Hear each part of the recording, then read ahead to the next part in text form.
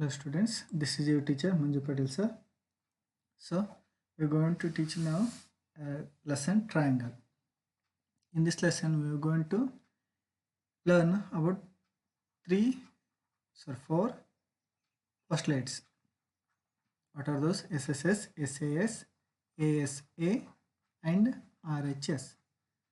So regarding this, I already uploaded one video about 8th class video. So in that also SSS, SAS, ASA and RHS congruency criteria will apply. So that's why that video also I upload to your classes.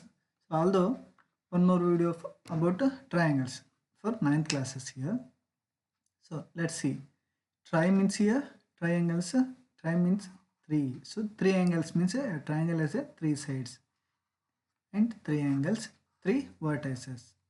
Okay. Sides called as AB, BC, CA, and angles as angle A, angle B, angle C, and vertices as A, B, C, like this. So vertices must be in capital letters.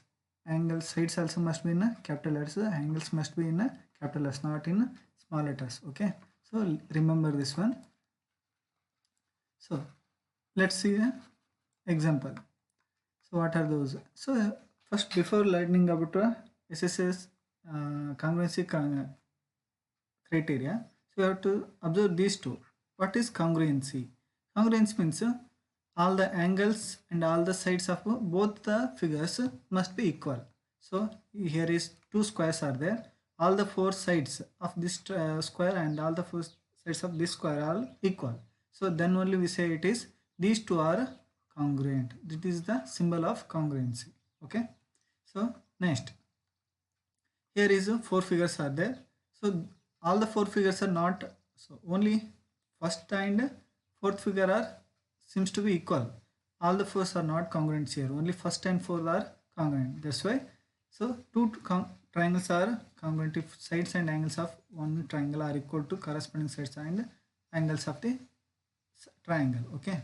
So as same as here also, if two squares are said to be congruent, their sides and angles must be equal to another squares corresponding sides and angles. Okay.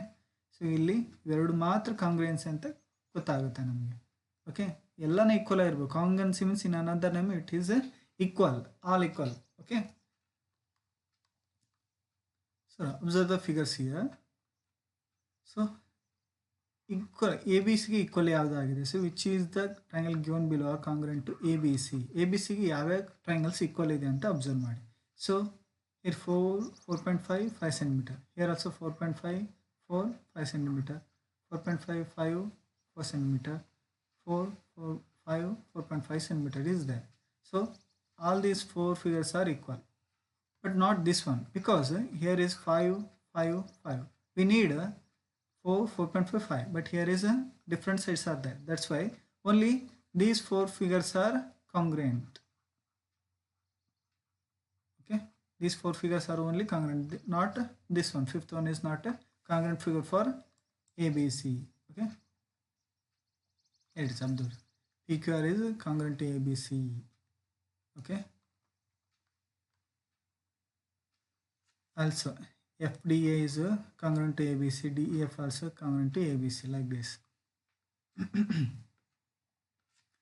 So while writing F is FDA is congruent to ABC, we must write like this. Don't write DF is congruent to triangle ABC. It is wrong. Okay. Congruent triangles corresponding parts are equal. In short, CPCT corresponding parts of congruent triangles. So it means ಏನಪ್ಪ ಇದರ ಅರ್ಥ ಅಂತಂದ್ರೆ CPCT ಅಂತಂದ್ರೆ ABC is like this, PQR here. If you write BC is equal to QR, ಇಲ್ಲಿ C P C T ಅಂತ reason ಬರಿತೀವಿ. ಯಾಕೆ C P C T ಅಂತಂದರೆ ಕರೆಸ್ಪಾಂಡಿಂಗ್ ಬಿ ಸಿಗೆ ಕರೆಸ್ಪಾಂಡಿಂಗ್ ಸೈಡಿಗೆ ಕ್ಯೂ ಆರ್ ಈಕ್ವಲ್ ಇದೆ ಅಂತ ನಂಗೆ ಇದು. Okay, corresponding parts of congruent triangles, not only sides, may be it is angle ಎಗೆ ಆ್ಯಂಗಲ್ ಪಿ ಈಕ್ವಲ್ ಇದೆ ಅಂತಂದ್ರೆ ಅಲ್ಲಿ reason C P C T ಅಂತ ಬರುತ್ತೆ. Because corresponding parts of congruent triangles ಅಂತ ಅರ್ಥ ಅಲ್ಲಿ. Okay, so next here is observe the figures. These two are not congruent again. Why? So sides are different here. Here all the sides are equal to 3 because they marked single mark here. So all the three sides are equal here. 3 centimeters are here. But here is only one side is 3, another 2.4, 1.8 is there. So that's why these two are not congruent. Okay. Here also, so only one angle is equal and one side is equal. So that's why it is also not congruent, because congruent means equal ಆಗಿರ್ಬೇಕು. ಈ ಫಿಗರ್ನ cut ಮಾಡಿದ್ರ ಮೇಲೆ apply ಮಾಡಿದರೆ ಕರೆಕ್ಟೇ set ಆಗಬೇಕು. ಆ ಥರ ಇದ್ರೆ ಮಾತ್ರ ನಾವು ಕಾಂಗ್ರೆಂಟ್ ಅಂತ ಹೇಳ್ತೀವಿ. ಓಕೆ, ಇನ್ನೊಂದು ಕಾಂಗ್ರೆಂಟ್ ಎಕ್ಸಾಂಪಲ್ ಹೇಳ್ಬೇಕಂದ್ರೆ ನಿಮ್ಮ ಟೆಕ್ಸ್ಟ್ ಬುಕ್ಸ್ ಎರಡು, ನಿಮ್ಮ ಮ್ಯಾಥ್ಸ್ ಟೆಕ್ಸ್ಟ್ ಬುಕ್ಸ್ ಎರಡು ಸೇಮ್ ಇರ್ತಾವಲ್ವ, ಎರಡು ಮ್ಯಾಥ್ಸ್ ಟೆಕ್ಸ್ಟ್ ಬುಕ್ ತೊಗೊಳ್ಳಿ, ಒಂದಕ್ಕೊಂದು ಸೇಮ್ ಇರುತ್ತೆ. ಹಾಗಾಗಿ ಅಂಥವೊಂದು ಮಾತ್ರ ಕಾಂಗ್ರೆಂಟ್ ಫಿಗರ್ಸ್ ಅಂತ ಹೇಳ್ತೀವಿ. ಸೊ ಲೆಟ್ಸ್ ಸಿ, ಫಸ್ಟಿಗೆ ಹೇಳಿದೆ ನಿಮಗೆ 4 ಕಾಂಗ್ರೆನ್ಸಿ ಕ್ರೈಟೀರಿಯಾಸ್ ಬರ್ತವೆ. SAS, SSS, ASA ಮತ್ತು RHS ಅಂತ. ಸೊ ಅದರಲ್ಲಿ ಫಸ್ಟ್ ಒನ್ನು ASA ಅಂತ ಬಂದಿದೆ. ಸೊ ASA ಏನಂದರೆ ಸೈಡ್ ಆ್ಯಂಗಲ್ ಸೈಡ್ ಕಾಂಗ್ರೆನ್ಸಿ ರೂಲ್ ಅಂತ ಅರ್ಥ. ಸೊ ಎರಡು ಸೈಡ್ಸು ಈಕ್ವಲ್ ಇದೆಯಾ, 2 ಇದೆ, 4 ಇದೆ, ಆ್ಯಂಡ್ ಒನ್ ಆ್ಯಂಗಲ್ 50-50. ಸೊ ಎರಡು ಸೈಡ್ಸು ಒಂದು ಆ್ಯಂಗಲ್ಲು ಕರೆಸ್ಪಾಂಡಿಂಗ್ ಸೈಡ್ಸು ಆ್ಯಂಗಲ್ಸಿಗೆ ಈಕ್ವಲ್ ಇತ್ತಂದರೆ ಅದಕ್ಕೆ SS ಕಾಂಗ್ರೆನ್ಸಿ ರೂಲ್ ಪ್ರಕಾರ ABC triangle is congruent to triangle PQR ಅಂತ ಹೇಳ್ತೀವಿ ನಾವು. Okay, so that is under SAS congruency rule. 2 triangles are congruent if 2 sides and included angle of one triangle are equal to the sides and included angle of the other triangle. ಅಂದರೆ ಎರಡು sides ಅದು include ಆಗಿರ್ತಕ್ಕಂಥ angle, ಅದೇ ಥರ ಎರಡು sides include ಆಗಿರ್ತ angle equal ಆಗಿತ್ತಂದರೆ ಅವೆರಡು ಟ್ರಯಾಂಗಲ್ಸ್ನ similar ಅಂತ ಹೇಳ್ತೇವೆ. ಸಿಮಿಲರ್ ಅಲ್ಲ, ಕಾಂಗ್ರುಯೆಂಟ್ ಅಂತ ಹೇಳ್ತೇವೆ. This is the symbol of congruency. Okay,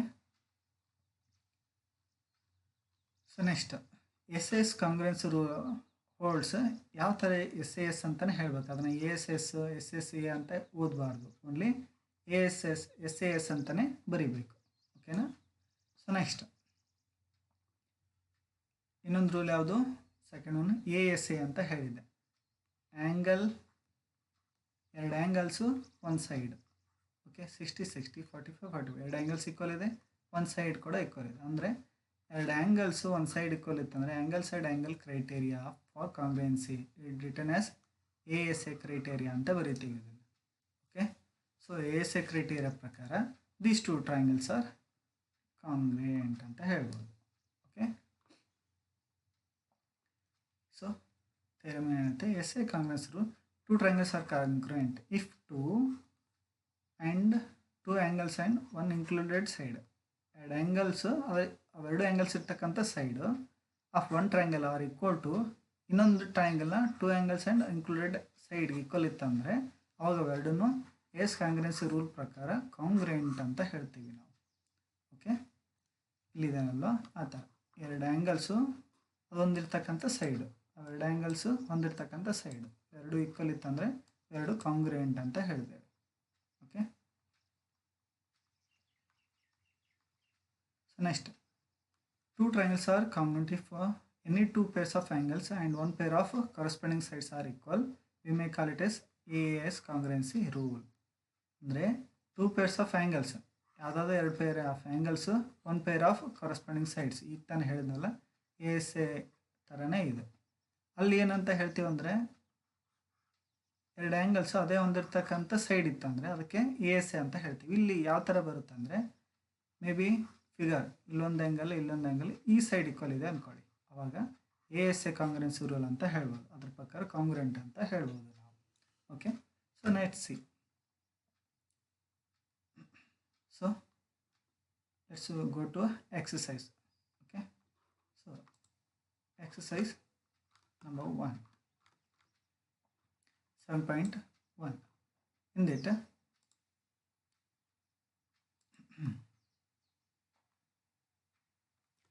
here observe the figure in quadrilateral. This is a ABCD quadrilateral, this is the point D.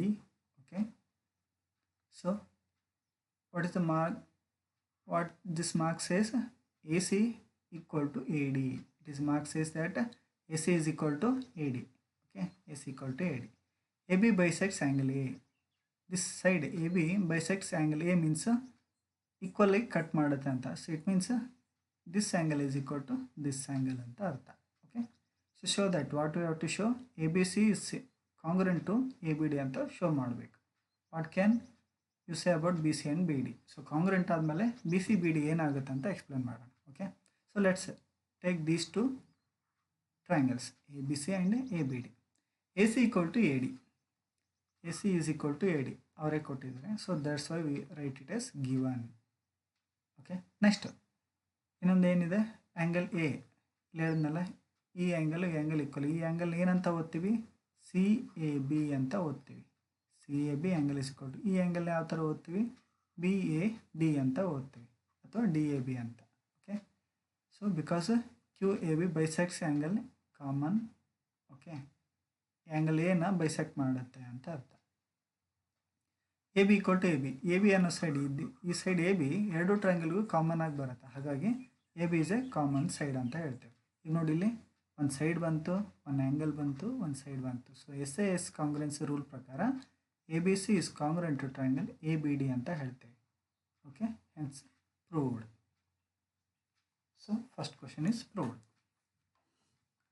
So next, second one, ABCD is a quadrilateral in which AD equal to BC. ಇಲ್ಲಿ mark ಮಾಡಿದ್ದಾರೆ ನೋಡ್ರಿ, AD equal to BC. So ಎರಡು AD ಮತ್ತು BC equal ಇದ್ದಾವೆ ಅಂತ ಅರ್ಥ. So DAB CAB, DAB ಅಂದರೆ ಈ ಆ್ಯಂಗಲ್ ಈಸ್ ಈಕ್ವಲ್ ಟು ಈ ಆ್ಯಂಗಲ್ ಅಂತ ಅರ್ಥ ಇಲ್ಲಿ. ಓಕೆ, ಸೊ ಎರಡನ್ನು ಕಾಂಗ್ರೆಂಟ್ ಅಂತ ಪ್ರೂವ್ ಮಾಡಬೇಕು, AD equal to AC ಅಂತ ಪ್ರೂವ್ ಮಾಡಬೇಕು, ABD equal to AC ಅಂತ ಪ್ರೂವ್ ಮಾಡಬೇಕು. Okay, in that given ABCD is a quadrilateral, AD equal to BC, DAB ಇದನ್ನು ಕಂಡೀಷನ್ಸ್ ಇಲ್ಲಿ ಅಪ್ಲೈ ಮಾಡಿದೆ. ಅದನ್ನು ಡಾಟಾ ಅಂತ ಕರಿತೀವಿ ನಾವು. ಸೊ ಗಿವನ್ ಡಾಟಾ ಇದು. ಟೇಕ್ ಯಾವ ಎರಡನ್ನು ಕಾಂಗ್ರೆಂಟ್ ಅಂತ ಪ್ರೂವ್ ಮಾಡಬೇಕಾದ್ರೆ A B D and B A C. Take this two triangles A B D and triangle B A C. In that we know that A D equal to B C. It is given here. It is A D equal to B C. So it means ಏನು ಅರ್ಥ ಅಂತಂದರೆ, so I draw two triangles here. Okay, it is one triangle D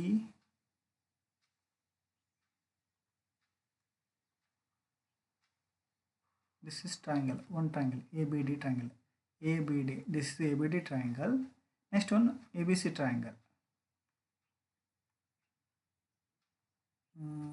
I take this color.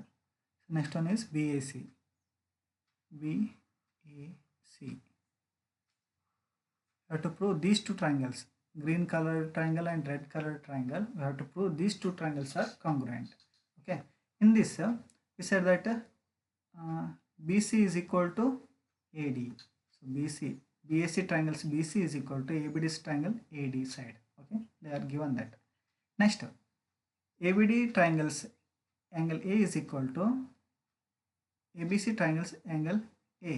So DAB CBA are equal. It is given. They are given that here. Okay, in question.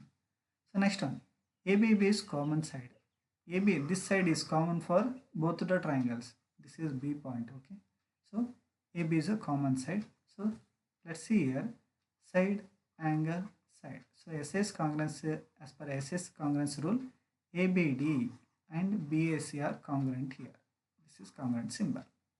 So first one is proved. If these two are congruent, we say that BD is equal to AC. ಯಾಕಂದರೆ ಎರಡು congruent ಆಗಿದೆ ಅಂತಂದರೆ ಇದ್ರ ಎಲ್ಲ sides equal ಆಗಿರ್ತವೆ. So that's why B D is equal to A C ಅಂತ ಹೇಳ್ತೇವೆ. Okay, so as per C P C T, corresponding sides of congruent triangle ಅಂತ. Okay, so A B D is equal to B A C. It is also same C P C T, corresponding parts of congruent triangle ಅಂತ ಅರ್ಥ. Okay, ಏನಿದು A B D? A B D ಅಂದರೆ this angle is equal to this angle, this side is equal to this side ಅಂತ ಅರ್ಥ. ಇಲ್ಲಿದೆ ನೋಡಿ, A B D ಅಂದರೆ this angle is equal to this angle and B D is equal to A C ಅಂತ ಅರ್ಥ. Okay,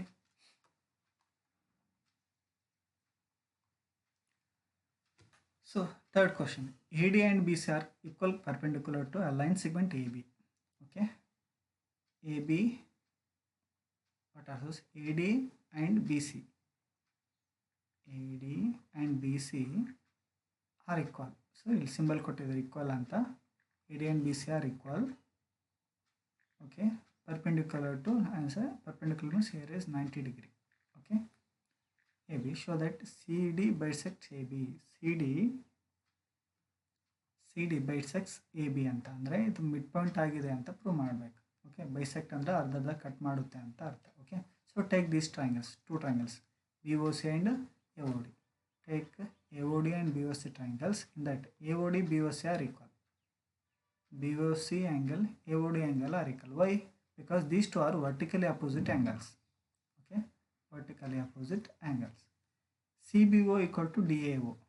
CBO is 90 degree because they are given that perpendicular. So it is also 90 degree, it is also 90 degree. OAD also each are 90 degree. So first one is vertical opposite angle, second one is 90 degree. AD equal to BC. They are given that AD and BC are equal. So that's why given. So 2 angles and one side is equal here. So as per AAS congruency rule, AOD triangle and BOC triangle are congruent.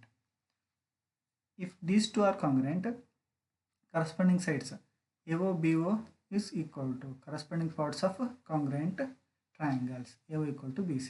So AO equal to BC ಆಗಿತ್ತು ಅಂದ್ರೆ ಅರ್ಥ ಏನು? CD bisects AB ಅಂತ. ಅಂದರೆ ಇವೆರಡು equal ಇದೆ ಅಂದರೆ ಇದು ಮಿಡ್ ಪಾಯಿಂಟ್ ಅಂತ ಅರ್ಥ ತಾನೆ. ಇದು ಮಿಡ್ ಪಾಯಿಂಟ್ ಅಂದರೆ CD ಅನ್ನೋದು ABನ ಕಟ್ ಮಾಡಿದೆ ಅಂತ ಅರ್ಥ ತಾನೆ. ಹಾಗಾಗಿ CD bisects AB ಅಂತ ಹೇಳ್ತೀವಿ. Okay, let's see 4th question. L and M are 2 parallel lines intersected by another pair of parallel lines P and Q.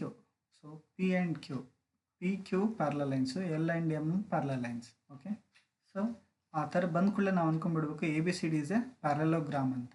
So parallelogram properties net ಮಾಡ್ಕೋಬೇಕು. What are the properties of parallelogram? Opposite sides are equal, opposite angles are equal. Okay, so let's see. Given that ABCD is a parallelogram, in each AC is a diagonal.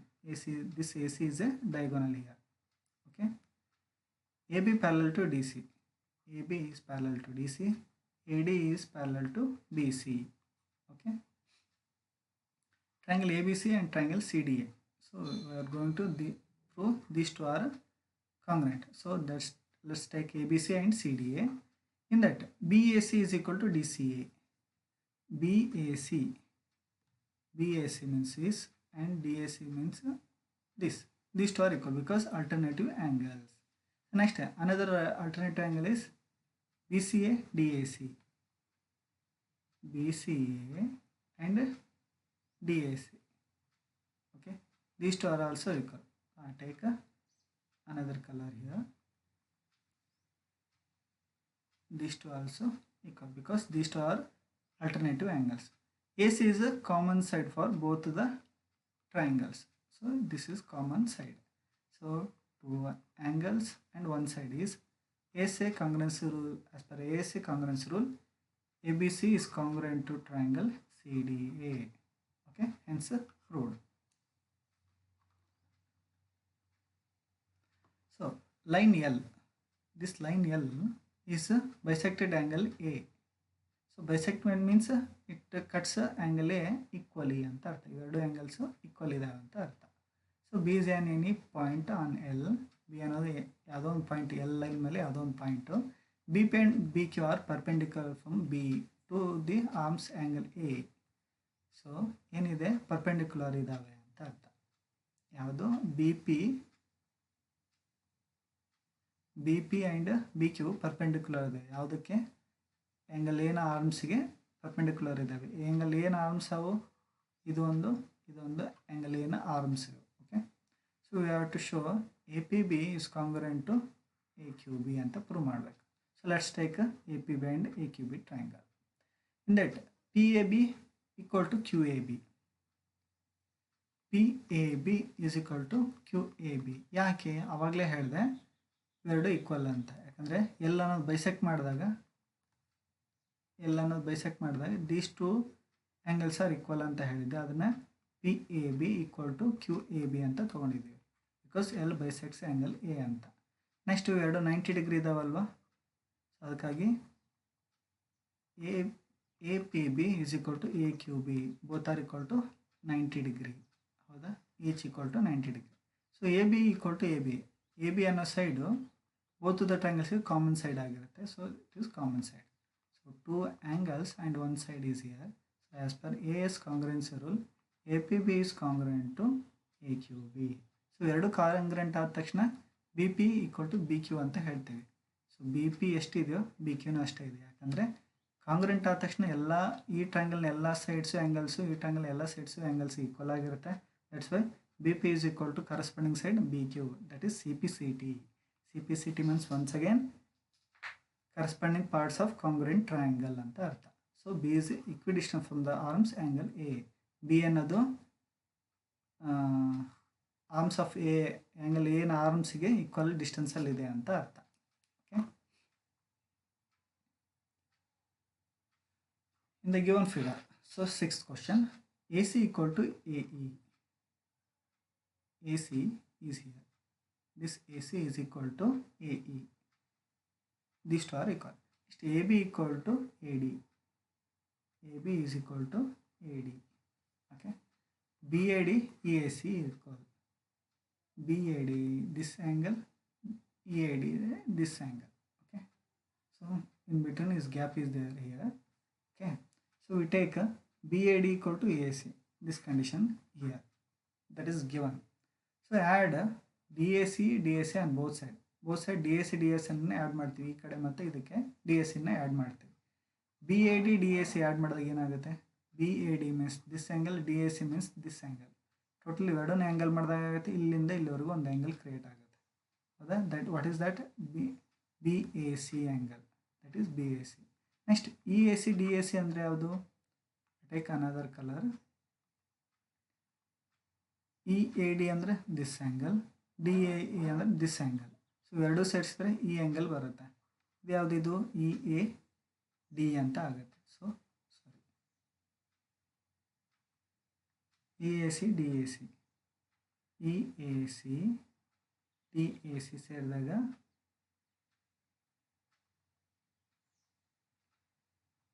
E A D ಬರುತ್ತೆ. Okay, ಇದು actually D ಆಗಬೇಕು, mistake ಆಗಿದೆ. Okay, take this is 1. Next ಯಾವ ಎರಡನ್ನು prove ಮಾಡಬೇಕು, ಇಲ್ಲಿ ಅವೆರಡು ಟ್ರಯಾಂಗಲನ್ನು ತೊಗೊಂಡ್ಬಿಡೋಣ.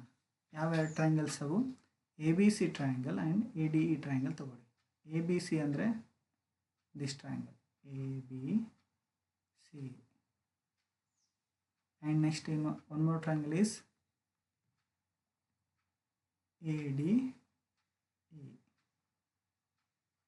This triangle ಇವೆರಡನ್ನು ಕಾಂಗ್ರುಯೆಂಟ್ ಅಂತ ಪ್ರೂವ್ ಮಾಡಬೇಕು. Okay, so take AB is equal to, already marked here, AB is equal to AD given.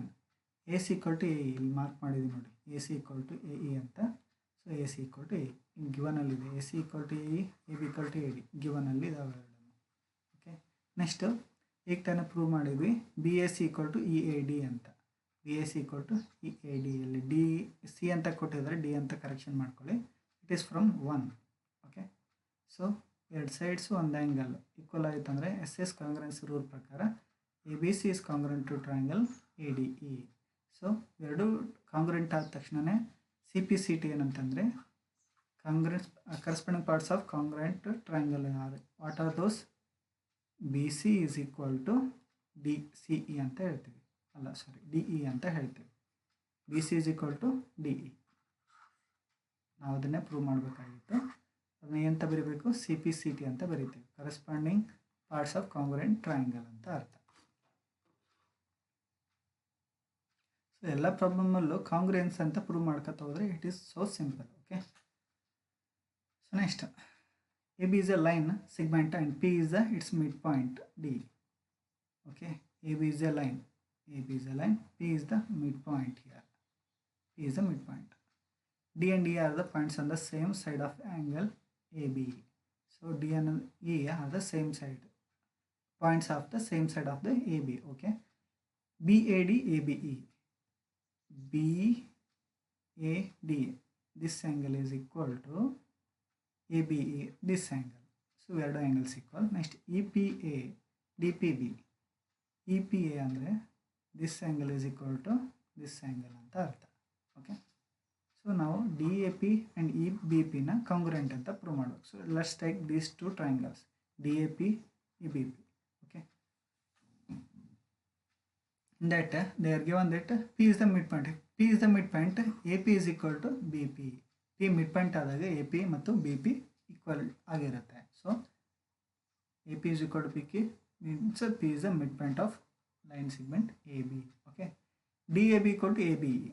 ಇದೆಲ್ಲ ಅವರೇ ಕೊಟ್ಟಿದ್ದಾರೆ. DAB equal to ABE, that is given here. Next one is EPB equal to DAB.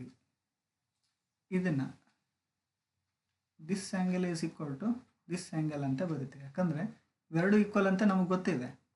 So if it is 10 ಅಂದ್ಕೊಳ್ಳಿ, ಇದು 10 degree ಇದೆ ಅಂದ್ಕೊಳ್ಳಿ, ಇದು 20 degree ಇದೆ ಅಂದ್ಕೊಳ್ಳಿ. So total ಇದೆಷ್ಟಾಗುತ್ತೆ? 30 ಡಿಗ್ರಿ ಐತೆ. ಇದೆಷ್ಟಾಗುತ್ತೆ? ಇದು ಸಹ 30 ಡಿಗ್ರಿ ಐತೆ. ಹಾಗಾಗಿ DPA is equal to EPB ಅಂತ ಬರೀಬೋದು ಡೈರೆಕ್ಟಾಗಿ. ಓಕೆ, ಸೊ ಆ್ಯಡ್ ಮಾಡಿ ಅದೆಲ್ಲ ಬರೋದಕ್ಕಿಂತ ಡೈರೆಕ್ಟಾಗಿ ಬರೆದಿದ್ದೀನಿ. So one side and two angles are equal. So as per ASA congruency rule, DPA is congruent to EPB.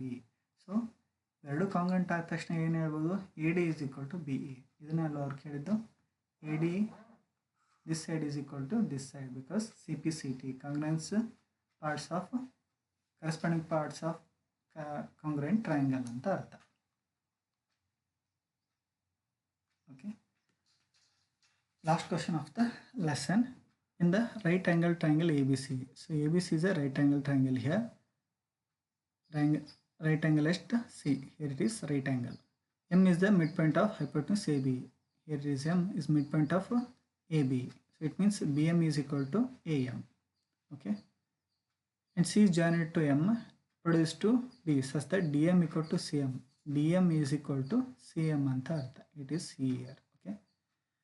D joint point B, show that AMC is congruent to BMD. So AMC, what is, where is AMC? AMC is congruent to BMD ಅಂತ prove ಮಾಡಬೇಕು. So it is so simple. So take BMD and DMC. DM equal to CM. DM equal to CM. Here it is given that they are given here. BM equal to AM. M is the midpoint of AB ಆದಾಗ BM equal to AM mark ಮಾಡಿದೆ ನೋಡಿ. M equal to BM ಆಗಿರುತ್ತೆ. So DMB is equal to AMC because these two are vertically opposite angles. DMB AMC are equal because vertically opposite angles these two are. Okay, so two sides and one angle. SS congruency rule ಪ್ರಕಾರ AMC is congruent to BMD. So first one is proved. So next DBC is a right angle. DBC right angle ಅಂತ prove ಮಾಡಬೇಕು. Okay, so first one is proved. AC is parallel to BD. AC this side is parallel to BD. Okay, why ಅಂತಂದ್ರೆ ಎರಡು congruent ಆದ ತಕ್ಷಣನೇ this angle is equal to this angle ಆಗಿರುತ್ತೆ. ಎರಡು ಎಂಥ angles vertically ಏನದು alternative angles. Alternative angles equal ಇದೆ ಅಂದ್ರೆ ಅರ್ಥ ದೀಸ್ ಟು ಆರ್ ಪ್ಯಾರಲಲ್ ಅಂತಲೇ ಅರ್ಥ. ಹೌದಾ? ಸೊ ಎರಡು ಪ್ಯಾರಲಲ್ ಆದ ತಕ್ಷಣವೇ ಏನಂತ ಹೇಳ್ತೀವಿ? AC is parallel to BD ಅಂತ ಹೇಳ್ತೀವಿ because DBA CM are alternative angles. So DBC ACB ಎರಡು ಸೇರಿಸಿದ್ರೆ ಎಷ್ಟಾಗುತ್ತೆ? 180 degree because sum of co interior angles. ಏನಾಗಿದ್ರೆ ಎರಡು ಸೇರಿಸಿದ್ರೆ 180 ಡಿಗ್ರಿ ಆಗುತ್ತೆ. ಯಾಕಂದರೆ ಎರಡು ಪ್ಯಾರಲಲ್ ಲೈನ್ಸ್ ನಡುವೆ ಇಂಟೀರಿಯರ್ ಆ್ಯಂಗಲ್ಸ್ ಎರಡನ್ನೂ ಸೇರಿಸಿದ್ರೆ 180 ಡಿಗ್ರಿ ಆಗಬೇಕಂತ ರೂಲ್ ಇದೆ. ಸೊ DBC ಎಷ್ಟಿದೆ ಅಂತ ಗೊತ್ತಿಲ್ಲ. ACB ಗೊತ್ತು ನಮಗೆ 90 ಡಿಗ್ರಿ ಅಂತ. ಸೊ ಇದನ್ನು 90 ಅಂತ ಪುಟ್ ಮಾಡಿ ಈ 90 ಈ ಕಡೆ ಬಂದಾಗ 180 ಮೈನಸ್ 90 ಆಗುತ್ತೆ. 180 ಮೈನಸ್ 90 ಅಂದರೆ DBC ಎಷ್ಟಾಗುತ್ತೆ? 90 ಡಿಗ್ರಿ ಆಗುತ್ತೆ. Okay, so ACB value 90 degree ಗೊತ್ತಿದೆ ನಮಗೆ. ಯಾಕೆ? ಇಲ್ಲಿದೆ ನೋಡಿ, ರೈಟ್ ಆ್ಯಂಗಲ್ ಎಟ್ ಸಿ ಅಂತ ಕೊಟ್ಟಿದ್ದಾರೆ. ಅಂದರೆ ಸಿ ಅನ್ನೋದು ರೈಟ್ ಆ್ಯಂಗಲ್ ಆಗಿದೆ ಅಂದರೆ 90 ಡಿಗ್ರಿ ಆಗಿದೆ. ಇವೆರಡು ಸೇರಿಸಿದ್ರೆ 180 ಆಗಬೇಕಂದ್ರೆ ಇದು ಆಲ್ರೆಡಿ 90 ಇದೆ. ಉಳಿದಿದ್ದು ಇದೆಷ್ಟಾಗುತ್ತೆ? 90 ಆಗೇ ಆಗುತ್ತೆ. ಅದಕ್ಕೆ DBC ಇದನ್ನು 90 ಡಿಗ್ರಿ ಅಂತ ಬರೆದಿರೋದು. So last one DBC ACB.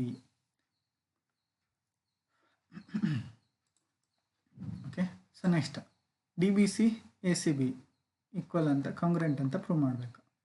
It is D B C and A C B congruent ಅಂತ ಪ್ರೂವ್ ಮಾಡೋಣ. Take D B C and A C B triangle. D B A C equal, ಹೌದಾ? ಇದು congruent parts of congruent triangle. Okay, corresponding parts of congruent triangle. B C B C ಅನ್ನೋದು common side, ಎರಡು ಟ್ರಯಾಂಗಲ್ಗೆ common side ಆಗುತ್ತೆ. D B C A C B equal, ಈಗ ತಾನೇ prove ಮಾಡಿದ್ವಿ. D B ಸಿನೂ 90 ಡಿಗ್ರಿ, ಎ ಸಿ ಬಿ ಕೂಡ 90 degree ಇದೆ, ಹಾಗಾಗಿ ಈಚ್ ಆರ್ 90 ಡಿಗ್ರಿ. ಸೊ ಎರಡು ಸೈಡ್ಸು ಒಂದು ಆ್ಯಂಗಲ್ ಈಕ್ವಲ್ ಆಯಿತು. ಎಸ್ ಎಸ್ ಕಾಂಗ್ರೆನ್ಸಿ ರೂಲ್ ಪ್ರಕಾರ D B C is congruent to A C B ಆಯಿತು. ಸೊ ಥರ್ಡ್ ಒನ್ ಕೂಡ ಪ್ರೂವ್ ಆಯಿತು. Last one C M is half of A B. C M is half of A B ಅಂತ ಹೇಳಬೇಕು. C M ಅನ್ನೋದು A ಬಿಯ half ಇದೆ ಅಂತ.